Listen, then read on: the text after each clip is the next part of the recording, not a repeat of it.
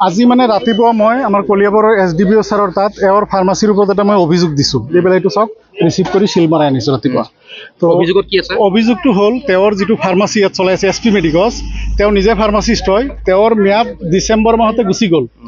মানে আৰু আমাৰ ফাৰ্মাচীত 1940 ক্লিয়াৰ লিখা আছে যে যদি ভেলিড ৰেজিষ্ট্ৰেশ্যন নাথাকে তেতিয়া তেওঁ মেডিচিন ডিছপেন্স কৰিব নোৱাৰে। ডেট মিনছ এইটো এটা ইলিগেল ফাৰ্মাচী। সেই সন্দৰ্ভত আজি SDBO ছাৰৰ তাতো অভিযোগ দিলোঁ আৰু SDO চিভিলৰ তাতো দিয়া হৈছে ৰাতিপুৱা। দি পেলাই এতিয়া কেইজনমান প্ৰেছৰ মানুহ লৈ পেলাই বোলো মই নিউজ কৰি দিওঁ পাব্লিক এৱাৰনেছৰ কাৰণে। আহোঁতে মোৰ ৱাইফ আছিলে ইয়াতে বজাৰ কৰিব আহিলে, তেওঁ গ'ল, গৈ পেলাই কিবা তৰ্ক বিতৰ্ক লাগোতে তেওঁক মানে এনেকৈ গতা মাৰি দিছে। গতা মাৰি দিওঁতে মোৰ এক হাতত এইটো কাগজ আৰু এক হাতে মই তাক এনেকৈ আঁতৰাই দিছোঁ। গতা মাৰি দিলে? এওঁক গতা মাৰি দিছে। তাৰপিছত গৈ পেলাই মই তেওঁক ছফিউৰ ৰহমান খানক মই এনেকৈ আঁতৰাই দিলোঁ। আঁতৰাই দিওঁতে তাত এটা হেৰি আছে ষ্টিক এডাল আছিলে, মাৰি পেলাই চাওক ইয়াত মাৰি পেলাই একদম পূৰাই মানে হাত দি ফালি দিছে। ইয়াতো কাটিছে। মানে মই মানে প্ৰটেকশ্যন দিব যাওঁতে যে মানে গৈছোঁ এইটো ইয়াৰ প্ৰমাণ। ইয়াত হাত কাটিছে, ইয়াত এইটো ফুলি আছে চাওক আপোনালোকে দেখা পাব। আৰু এইখিনিতো প্ৰায় 3-4টা কোপ দিছে। মই মানে এক হাতত কাগজ সেইকাৰণে মানে মই তাক মানে দিব নোৱাৰিলোঁ। এইখিনি কথা আৰু গতিকে কলিয়াবৰ পৰা মই অনুৰোধ জনাওঁ এই ধৰণৰ। আৰু তেওঁৰ নাগৰিকত্বলৈও সন্দেহ আছে। তেওঁৰ বাপেক আপোনাৰ সন্দেহযুক্ত বাংলাদেশী আছিলে। তেওঁ একচুৱেলি হ'ল মৈৰাবাৰী বেচামাৰীত। আৰু এই কথাটো আমি কিছুদিন ধৰি গম পাই আছোঁ। গতিকে কলিয়াবৰ প্ৰশাসনে তেওঁৰ নাগৰিকত্বৰ নথিপত্ৰ পৰীক্ষা কৰিব লাগে আৰু এই ধৰণৰ মানে বণ্ড আচৰণ কৰা ব্যক্তিক সন্দেহজনক বাংলাদেশীক জখলাবন্ধাৰ পৰা আঁতৰাব লাগে। কলিয়াবৰত এই ধৰণৰ সংশ্লিষ্ট বাংলাদেশীৰ দপদপনি নচলিব, বণ্ডামি নচলিব। ধন্যবাদ। এতিয়া জখলাবন্ধা থানাতো এজাহাৰ দিছোঁ আৰু ৰাতিপুৱাতো তেওঁৰ ফাৰ্মাচীৰ ওপৰত অলৰেডি অভিযোগ দি আহিছোঁ। বাকী ইনকুৱাৰী। নামটো কি আছিলে? তেওঁৰ নাম ছফিউৰ ৰহমান খান। ফাৰ্মাচীখনৰ নামটো? এইটোৰ নাম হ'ল আপোনাৰ নিউ SP মেডিকছ। আৰু এটা আছে তেওঁৰ চিকনিত গড়ৰ আগফালে চাওক, এই জংঘলৰ মাজত তেওঁ হ'লচেল লৈছে। লৈ পেলাই তেওঁ কি কৰে, ইয়াত যিমান মানে গেলামাল দোকান আছে তাত মেডিচিনবিলাক ছাপ্লাই কৰে। তাৰ অনুজ্ঞাপত্ৰ আছে বুলি গম পায় নে? সেইটোৰ অনুজ্ঞাপত্ৰ আছে, কিন্তু হ'লচেল লৈ পেলাই নন লাইচেঞ্চ ফাৰ্মাচীত মেডিচিন ছাপ্লাই কৰাটো ইলিগেল। আৰু ইনভেলিড ৰেজিষ্ট্ৰেশ্যন দি ফাৰ্মাচী মেডিচিন ডিছপেন্স কৰাটো ইলিগেল। আপোনাৰ নামটো জনাব। মই doctor K Hasan, Assam registered pharmacist ইউনিয়নৰ চেয়াৰমেন। ঠিক আছে। মোৰ দোকানত আহি পেলাই ডাইৰেক্ট আক্ৰমণ কৰিছে। কোনে আক্ৰমণ কৰিছে?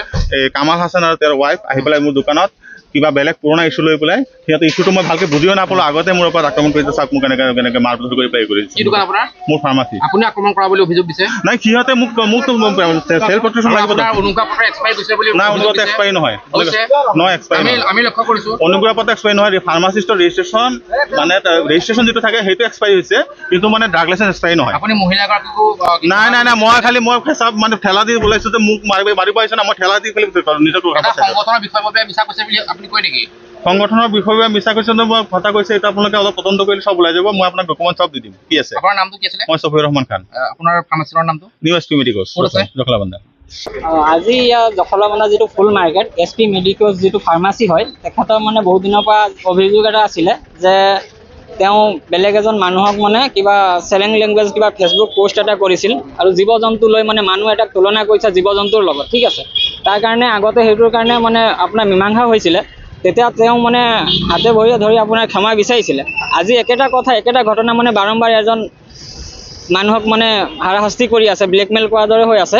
আৰু আজি দেখি পাইছোঁ মই অসম ছাত্ৰ সন্থাৰ পৰা আহিছোঁ, কলিয়াবৰ শাখাৰ পৰা, যে আজি ইয়াত আহি দেখিছোঁ তেখেতৰ মানে লাইচেঞ্চ যিটো ফাৰ্মাচী যিটো লাইচেঞ্চ হয়, লাইচেঞ্চখন আপোনাৰ ম্যাদ উকলিছে আপোনাৰ 2024 ডিচেম্বৰ মাহত। তেওঁ মানে প্ৰতি মাহে কি হৈছে ফাইন দি মানে লাইচেঞ্চখন মানে ৰিনিউ কৰোৱা নাই, ফাইনটো দি আছে আৰু ফাৰ্মাচী তেনেকুৱাই চলাই আছে। তো সেইকাৰণে আমি আহিছিলোঁ। আজি যদি এনেকুৱা হয় যে আপোনাৰ লাইচেঞ্চৰ যিটো এক্সপায়াৰ হৈছে, হয়তো এক্সপায়াৰ হয়তো মেডিচিনো থাকিব পাৰে ইয়াত। ঠিক আছে ন? তো ইয়াৰ যদি কেতিয়াবা পেচেণ্টে যদি খাই যদি কিবা হৈ যায় তাৰ দায়ী কোন হ'ব মানে? সেইকাৰণে আমি আহিছিলোঁ। আৰু তেওঁ মানে যি কৈছে যে মহিলা মানুহৰ ওপৰত হাত উঠাইছে, আমাৰ সংগঠনৰ আমাৰ ল'ৰাৰ ওপৰতো হাত উঠাইছিল, এই অলপ আগতে উঠাইছিলে। তো সেইকাৰণে আমি আহি অলপ আৰু আৰক্ষীক জনালোঁ, আৰক্ষীয়ে তেওঁক লৈ গৈছে। তেওঁৰ নামটো কিবা ৰহমান আছিলে নেকি। SP মেডিকছ যিটো জখলাবন্ধা ফুল মাৰ্কেট হয়, স্বত্বাধিকাৰী তেওঁ। দুৰ্ব্যৱহাৰ কৰিছে। হয়, কিবা লাঠি চাঠি ইউজ কৰিছে দোকানৰ ভিতৰত। আৰক্ষীক জনালোঁ, আৰক্ষীয়ে লৈ গৈছে। আমি এইটোৱে বিচাৰোঁ যে আমাৰ এই ফাৰ্মাচীটো আমাৰ ইয়াত এইটো বন্ধ হ'ব লাগে, মানে আমাৰ দাবী সেইটোৱে।